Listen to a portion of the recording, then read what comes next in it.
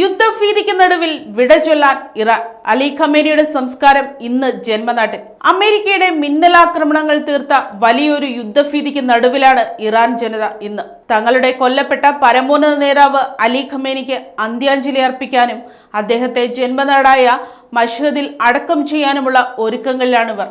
ഇറാഖിലെയും ഇറാനിലെയും വിവിധ നഗരങ്ങളിലൂടെ ലക്ഷക്കണക്കിന് ആളുകൾ പങ്കെടുത്ത ദിവസങ്ങൾ നീണ്ട വിലാപയാത്രയ്ക്കൊടുവിലാണ് ഖമേനിയുടെ മൃതദേഹം സ്വന്തം നാട്ടിലേക്ക് എത്തുന്നത്. എന്നാൽ ഈ വിലാപങ്ങൾക്കിടയിലും ആശങ്കയുണർത്തുന്ന മറ്റൊരു കാര്യം അമേരിക്കയുടെ പുതിയ ആക്രമണങ്ങളാണ്. ഹോർമുസ് കടലിടുക്കിലെ കപ്പലുകൾക്ക് നേരെ ഇറാൻ നടത്തിയ ആക്രമണത്തിന് പകരമായാണ് അമേരിക്ക വീണ്ടും ബോംബ് വർഷിച്ചത്. കപ്പലുകൾക്ക് നേരെയുള്ള ആക്രമണം ഇനിയും തുടർന്നാൽ ഇതിലും വലിയ പ്രത്യാഘാതങ്ങൾ നേരിടേണ്ടി വരുമെന്ന് മുൻപ് വെടിനിർത്തൽ അവസാനിച്ചുവെന്ന് പ്രഖ്യാപിച്ച അമേരിക്കൻ പ്രസിഡന്റ് ഡൊണാൾഡ് ട്രംപ് മുന്നറിയിപ്പ് നൽകി കഴിഞ്ഞു. യുദ്ധത്തിന് തുടക്കം കുറിച്ചുകൊണ്ട് ഫെബ്രുവരി 28 നടന്ന അമേരിക്കൻ ഇസ്രായേൽ ആക്രമണങ്ങളിലാണ് 86-കാരനായ ഖമേനി കൊല്ലപ്പെട്ടത്.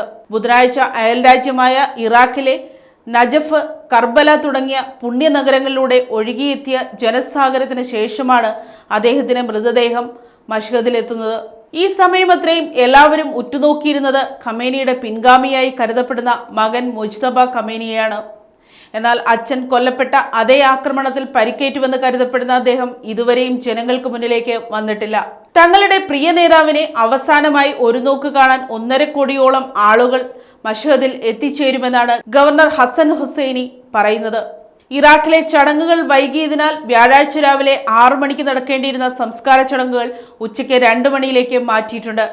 ഇറാന്റെ ഏറ്റവും വലിയ പുണ്യ കേന്ദ്രമായ ഇമാം റസ പള്ളിയിലാണ് വ്യാഴാഴ്ച വൈകുന്നേരത്തോടെ അദ്ദേഹത്തിന് അന്ത്യവിശ്രമം ഒരുക്കുന്നത്.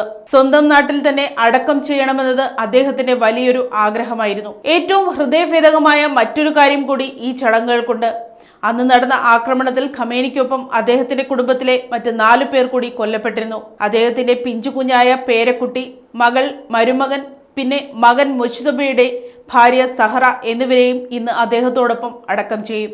5 ആഴ്ച നീണ്ട പോരാട്ടങ്ങൾക്ക് ശേഷം വന്ന നേരിയൊരു വെടിനിർത്തൽ ഇപ്പോൾ പൂർണ്ണമായും തകർന്ന മട്ടാണ്. അമേരിക്കൻ ആക്രമണങ്ങൾക്ക് പകരമായി കുവൈറ്റിലെയും ബഹ്റിനിലെയും അമേരിക്കൻ സൈനിക താവളങ്ങൾ തങ്ങൾ ആക്രമിച്ചുവെന്ന് ഇറാനും പറയുന്നു.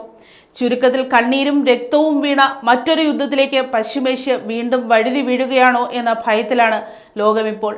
News desk, Kottarakkara media.